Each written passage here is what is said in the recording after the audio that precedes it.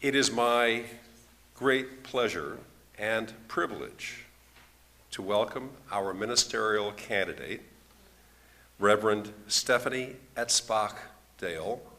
Say that after me, Etzbach-Dale, to our fellowship this morning.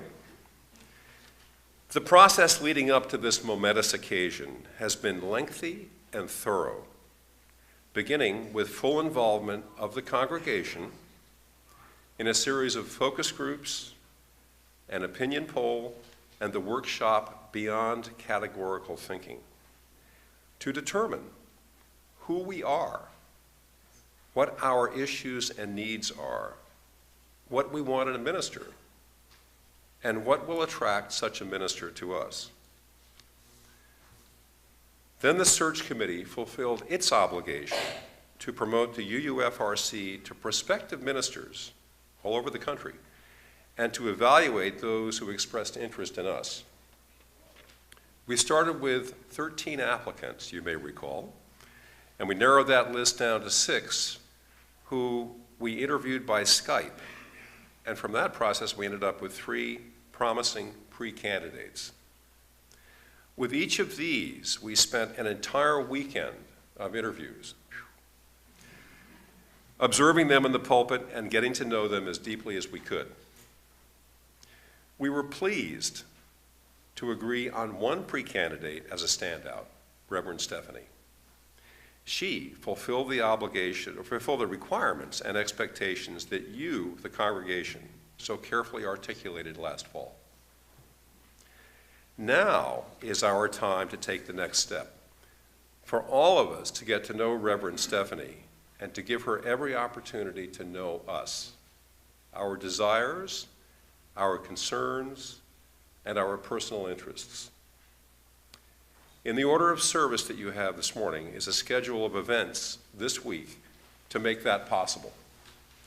Take the opportunity to find your place in that schedule so you can get to know Reverend Stefanie. There will be a full membership meeting at the end of the week. Decide for yourself whether you want her to be our called minister.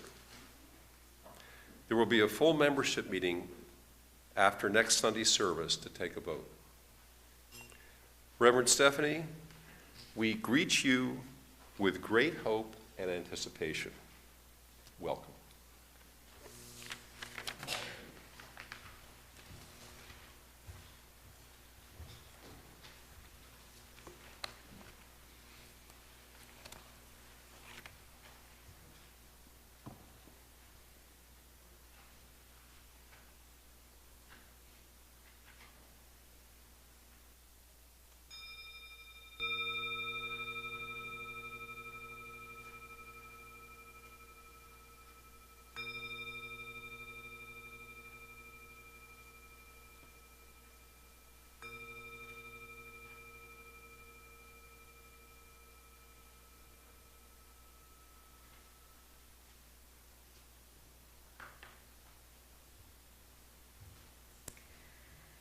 Chinese philosopher Lao Tzu is believed to have written these words 24 centuries ago.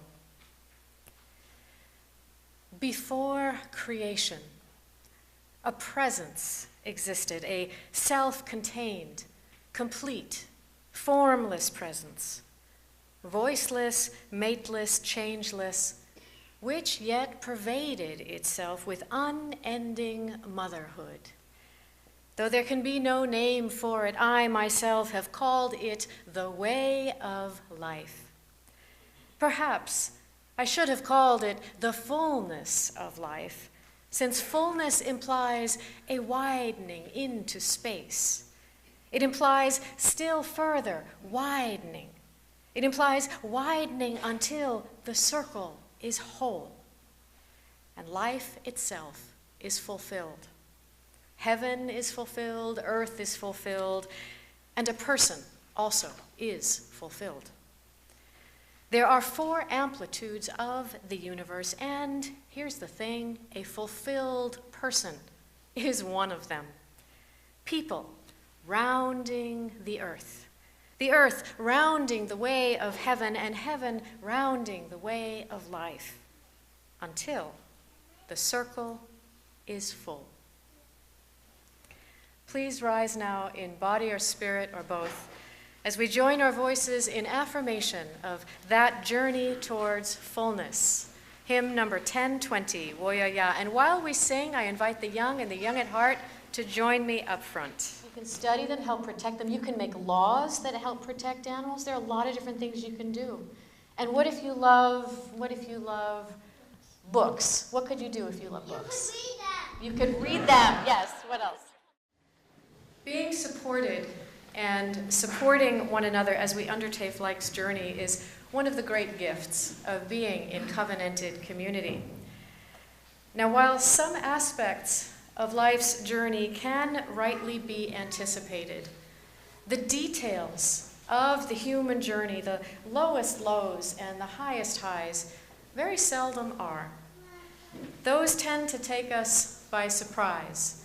They tend to consume our attention and draw us inward, so much so that it's very easy to become convinced that we are alone on this journey. The time set aside in each worship service, although it's different in every congregation, that time set aside for you to give expression to what you carry in your heart is a sacred time. It's a time to remember and to remind one another that we are not on this journey alone. So along those lines, I lift up a sorrow written in the book this morning. Clara Perez, her stepson died last week. And so we know that death and loss is a very significant part of life. And we hold that in our hearts, hoping for healing and for renewed faith as the family moves through this loss. Another sorrow, Jackie Olson fell and broke her right shoulder at BART. And she may need rides and some help with food. This is shared by the caring committee, so it's another example of how we can be there for one another in very practical ways, as well as in some of the more deep and spiritual ways of being with one another.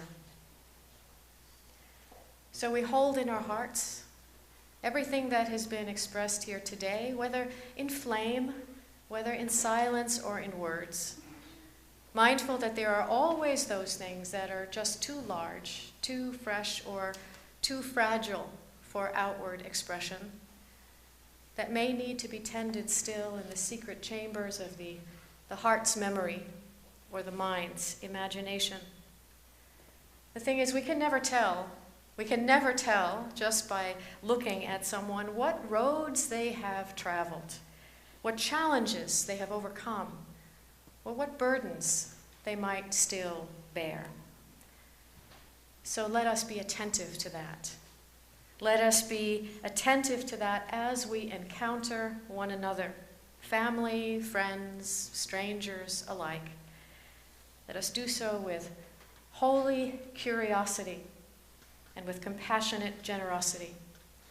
And let us widen that circle of care to all those, seen and unseen, known and unknown, so that the circle may be whole. So may it be.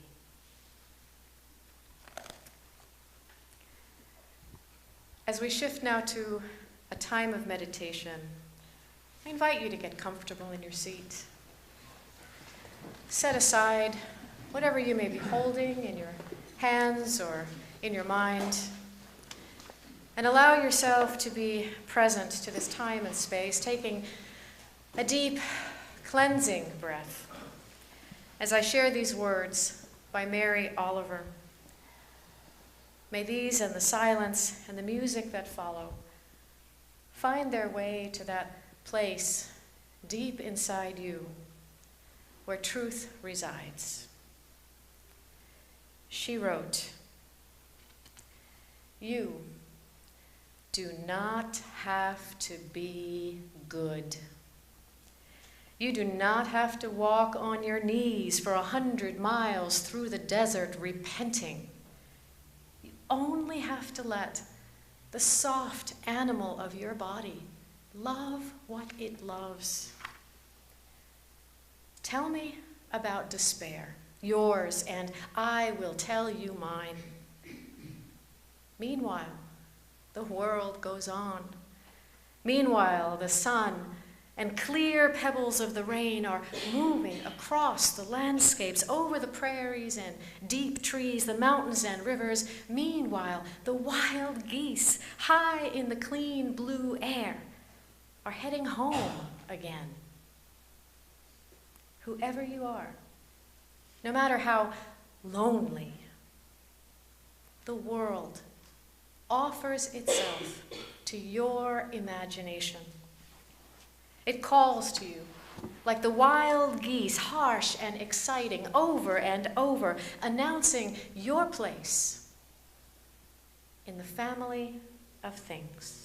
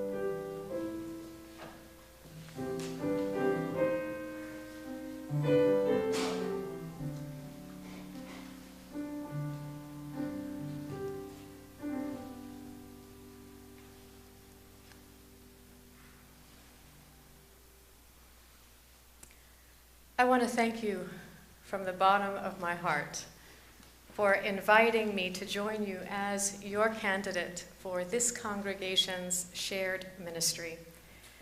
And I want to extend special thanks to the search committee for representing you so very well, and to the staff and the worship team for working with me to help me understand how you do things here.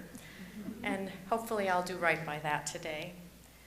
I'd also like to thank my family for accompanying me on this journey. I want you to know that this has been a very long road. As you know, it's been a very long road for all of us, actually. Speaking for myself alone, it's been an amazing, amazing journey, and I'm really happy to be here. Now, I want you to know that the search committee has been very thorough. It asked me so many questions during our pre-candidating week that I actually lost my voice for 2 weeks. All kinds of questions about my ministerial path and why I'm so particularly interested in this congregation. So they've heard those answers, but the thing is, we've just met. You haven't necessarily heard those, so I thought it would make sense to take this time today to have today's sermon focus on vocation, and in so doing, to tell you a little bit about my journey and my ministry. So I'll start with this. If someone had told me early on that the only thing I needed to do as an adult, aside from assuring my financial independence, was let myself love what I love, I might have avoided years of woya-ya. I might have bypassed years of straining to live up to expectations not of my choosing, years of windowless 9 to 5 drudgery, and that nagging question, is this really all there is?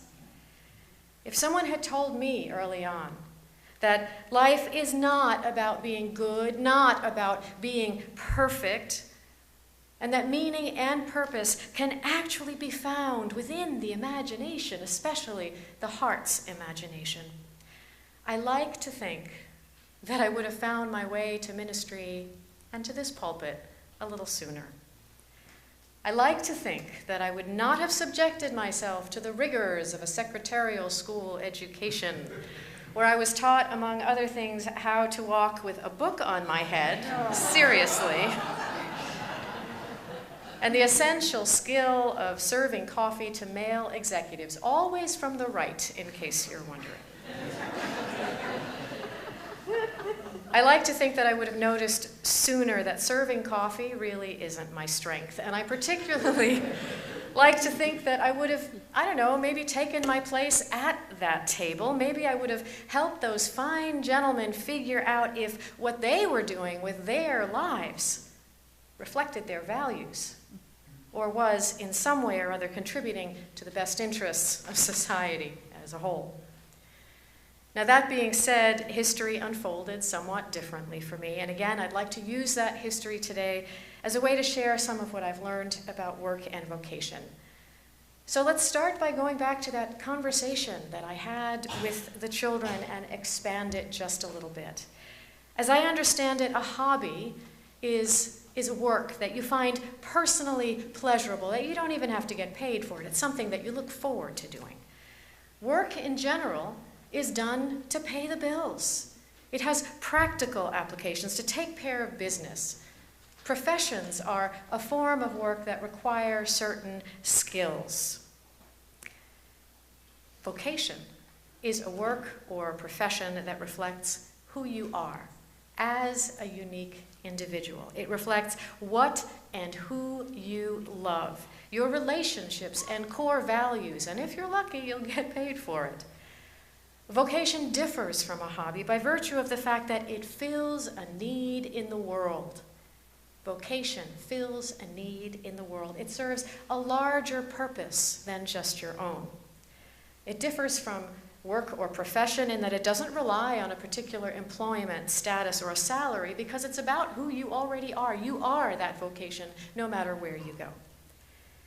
Now, many people falsely assume that the only way to discover what your vocation is by being chosen, by being fortunate enough to hear a golden voice thundering from the heavens through parting clouds telling you exactly what you should be doing with your life when you grow up. But I tend to think vocation is not just for the chosen few, and that expectation, that definition can actually get in the way. It can actually lead one far astray. First of all, because expecting guidance from the outside makes us inattentive to the small, still voice within. It encourages passivity as we sit there waiting for a sign to appear. It's also problematic because the question that really begs to be asked is, who are you? Who are you right now?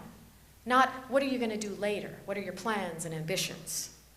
And yet that usually is the question that gets asked. Not, who are you right now, but what are you going to do later? Well, in response to that question years ago, I came up with several potential occupations, none of which, to my surprise, garnered the approval of my family. So at one point, early on, I desperately wanted to be an archaeologist. And in preparation for that, I pored over Egyptian balming techniques and methodologies and picture books of Pompeii, and I dug sizable holes in my neighbor's garden. My grandmother, whose authority was at that point still not to be questioned, said, "Oh no, that's thankless work. It's hot and dusty, and it's not something that's likely to lead to a stable home life," which I think she thought meant 2.5 kids in a house with a white picket fence. So that put an end to that. I was 6 at the time. Later on, I got excited about the idea of something radically, well, not that radically different, dentistry. Because I noticed that my dentist's office was actually really clean, not hot and dusty at all. It was a clean place, it was bright, but it turns out that what goes on inside those rooms and inside those mouths, that was labeled as unseemly for a girl. Later still, I found myself drawn to something that I decided this time around I was just going to keep to myself so that no one would talk me out of it. And it actually brought in an income for a while. My very first paid job lasted about a year. I worked as a clown for children's parties. true enough. And I loved it. Until, that is, the simple tricks that I was able to share with the children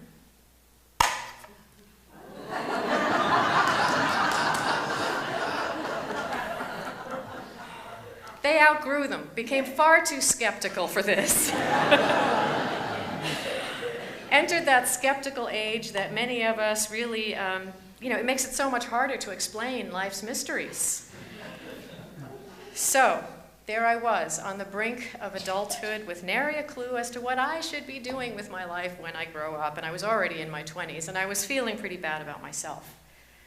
Now, my father, having cultivated and fine-tuned a pessimistic sort of pragmatism, insisted that the only thing to do is to choose job security, the safe route, to which he believed to have a map. To his mind, there were only two professions in the world that were worthy, two types of work that will guarantee you job security, a steady income, a white picket fence, and maybe even 2.5 kids. Can you guess what they were? Teaching. What was the other? Nursing, secretary. Well, pretty good answers. His map was one, baker, because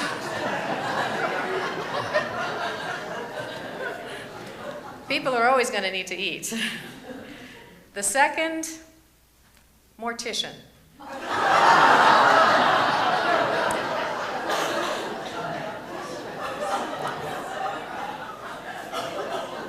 You know why. So to be fair, I considered both, because I'd heard adults say that in this country you can be anything if you set your mind to it. And the thing is, that's exactly what I would have had to do. I would have had to set my mind to it every day for the rest of my life. I would have had to talk myself into it every single day, because my heart was in neither of those worthy professions, and they are worthy. And it was becoming clear that I'm not particularly skilled in the kitchen, and that I'm a bit too cheerful or irreverent for that other role full-time. So as it turns out, I still spent over 20 years setting my mind to work, taking on one job, one professional challenge after the other, regardless of whether or not it spoke to my heart or interested me, learning the ropes, getting promoted, paying the bills, and falling deeper and deeper into despair, because I could imagine nothing else. Because I had listened to all those who said, this is it, what more do you want? Life is work. And because no one encouraged me to listen in the spirit of Mary Oliver's poem, when life called to me from the inside, harsh and exciting like wild geese, telling me my place in the family of things. So had I listened to that voice back then, that voice inside, which I actually heard at a pretty young age, I might have found myself into the fullness of life much sooner. But the thing is, this is not about regrets. I am not about to walk on my knees repenting, because I'm here now. This personal story is told to illustrate what can happen when we lose sight of our capacity to hear the voice of love inside us. When we lose sight of our capacity to be excited about life, no matter what anybody else thinks. When we're not listening to that voice inside that says, I love music, or I love people, or I love ideas, or questions, or animals, or trees, or teeth, or whatever. And we focus on what others have been telling us we should be doing with our lives, allowing others to set the limits of what's possible. So I am my father's daughter. I am a pragmatist. I know that money and security are important. I know that adult responsibility often means sacrifice. We do what we have to do to pay the bills, to take care of our loved ones, put food on the table. But in retrospect, I have to ask myself, what was I really sacrificing all those years, if not the very life of me? More so, what future did I think I was sacrificing for, given how very tenuous, how very short and precarious and unpredictable life can be? So here's the thing, my father died at the age of 54, an age I'm approaching. And he died assured that he had been a good, responsible provider for his family, which is not a small feat for a working-class immigrant. But I'm not at all sure that he wouldn't have made some other choices about how he spent his time, had he known how limited his time would be, and how the world would go on without him.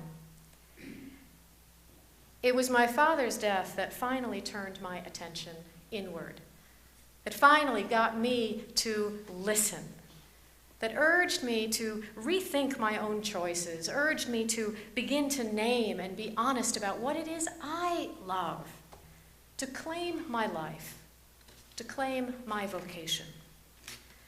The fact is, as soon as I started listening to my inner voice, as soon as I started rethinking my assumptions, as soon as I started naming the love in my heart, I was on the path to vocation. And back then, I never imagined that it would lead to Redwood City. But here I am, in awe and gratitude, and so delighted to not be wearing clown makeup.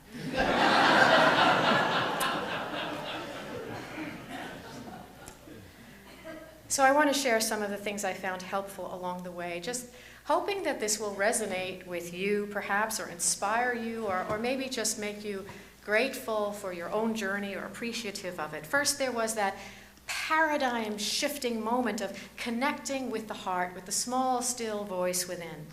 Finally, listening to that voice, responding to some very specific experiences in the world with love. Then there was imagining what it would be like to have that love fuel my work, be the reason that I get up in the morning, overflowing with exuberance at life's possibilities, trusting that I will get there somehow, heaven knows how, but I'll get there. What I learned most directly from my father is that facing mortality can inspire you in very important ways to be mindful of your limitations, and we all have those. So for example, as much as I enjoy boxing as a hobby, I will not become the next middleweight champion, and I've come to terms with that.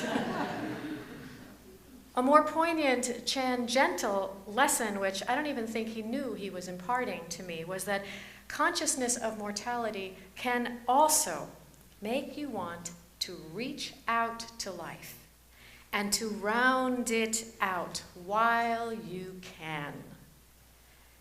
And that's what happened to me. So it took a while, but contemplating that made it clear that I could no longer justify my unfulfilled and uninspired life, and that gave me courage. But knowing when and where and how to apply courage is something else. So I had to ask myself a lot of questions, like, now that I know what I love, how does that fit in with everything else? How does that fit in with who I am? What are my strengths and interests and skills, my hobbies and dreams and aspirations? What are my limitations, my shortcomings, the things I'm not good at, the things that I dislike, those things I'm afraid of or confused by, and what do I still need to learn? Being honest about all of that, which was really only possible with the constructive feedback of people I trusted. Being honest about all of that gave me information, first of all, about the kinds of contexts I really needed to avoid, those in which I would flounder. So for example, in my case, that was the insurance industry. Unfortunately, I was already in the insurance industry. But at least it became clear that it was time to head out. And I did that without even really knowing what I was going to be heading to at the time. It was only after leaving that I began to be aware of the kinds of contexts in which I might flourish, the kind of work that would be fulfilling, that would round out my life, that would be a good fit. So initially it was chaplaincy, working in a hospital. That felt like a good direction, a good start. And that was the time to start examining the pragmatics, the undeniable responsibilities. How do you acquire the skills or the credentialing needed for that? How do you pay the bills in the meantime? How do you plan for emergencies and contingencies that have to be funded in order to set off on that vocational path responsibly? The thing is, we do live in the real world. Responsibilities cannot and should not be cast aside in the name of vocation. So there's all of that. But there's something else as well. Parker Palmer, the author of a book called Let Your Life Speak, calls for a pragmatic examination not only of who we each are, what that small, still voice is telling us about who we are, but also to pay attention to whose are we. He asks, to whom do you owe sweat equity? Sweat equity. Now, many will think immediately, as I did, of themselves and their families, because we owe ourselves and our families that much. But envision a widening of that circle. And we start to see, as I found out, that our labors belong also to those in our wider communities, that we owe our very existence to strangers, to people we have never even met. For example, those who plant and tend and harvest and transport and sell and prepare our food. We are beholden to life in all its forms, and certainly to one another. All this talk about interconnectedness and interdependence, right? So the question becomes, what can we reasonably, pragmatically, lovingly offer and give of our time and energy to honor and sustain those connections, those relationships? Ultimately, ideally, our work serves a purpose beyond our own well-being or immediate circle of responsibility. And when that actually happens, we are stepping from the realm of hobby or work or profession into the realm of vocation. The difference is love and service to others. And that brings us back to courage. The kind of courage that urges you to assert your right to be the person that you know yourself to be deep down. The courage to let your work, if at all possible, be an expression of your love and interconnectedness. Now, it took me over 10 years after my father's death to listen and to really hear that ministry is my vocation, to think through all the pragmatics, the details, and then take that huge leap of faith to seminary. And it took 9 years for me after being ordained to start to know who I am as a minister, what I love about ministry itself, and what context would help keep that love alive and make it useful. All of that and more brought me here today.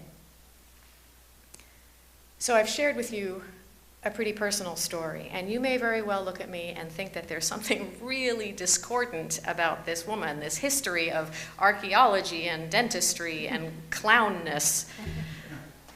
But the fact is, each aspect of this work history holds clues. Clues to what I love, to whom I belong, and who I am as a minister. There is actually consistency here. So in retrospect, what I loved about archaeology way back when was evidence of and connection to the past. It was mystery. It was the artifacts and the stories of those who came before. What I loved was the adventure of exploration and discovery, the inspiration of curiosity, even the unanswered questions, and these are all essential elements of what? Unitarian Universalism.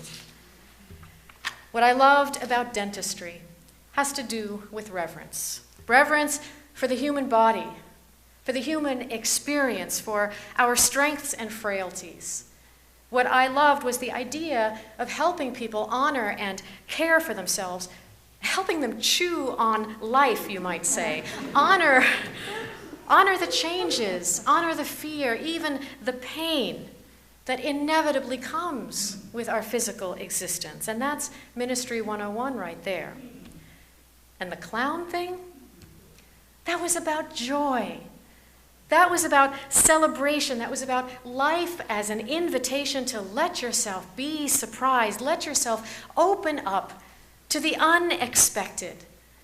I love drawing attention to the magic of the moment and coaxing people of all ages into celebration, into confrontation with mystery. I still do. That's who I am as a minister. So work pays the bills. And that's nothing to sneeze at, but vocation animates. It brings to life that precious, unique thing within each and every one of you that tends to be hidden away in your heart, subservient to pragmatics. It takes all of that and makes it visible and makes it useful, whether or not you're fortunate enough to get paid for it. And again, I say that because we live in the real world. We make tough choices all the time. And sometimes it is all you can do to work and be grateful for it. And if that's the case, then let there be no regrets. Let there be no repenting. And in some still moment, see if you can let go into your heart and allow it to tell you what you love and who you are and whose you are. Let go into courage, whatever that looks like for you, and find a way, find some way to bring that love into the world, because I'll tell you, the world needs it. It needs you, whole and fulfilled. So if there's one take-home message here, it's this: that vocation does not have to be limited to what you do during the week. All of these loves can find an expression right here. In fact, religious community, covenanted religious community, is an ideal place to make visible and useful that which is hidden away in the heart, so that it is of service to others. Now, although we've just met, my vocation calls me to boldness. And so I say unto you, listen. Listen. Listen to your heart. Listen to your life. Listen to what you've learned along the way. What do you hear? What have you learned so far about who and whose you are? Whatever that is, widen the circle and consider the possibilities, and take your place in the family of things. I look forward to listening with you and exploring those possibilities. Blessed be.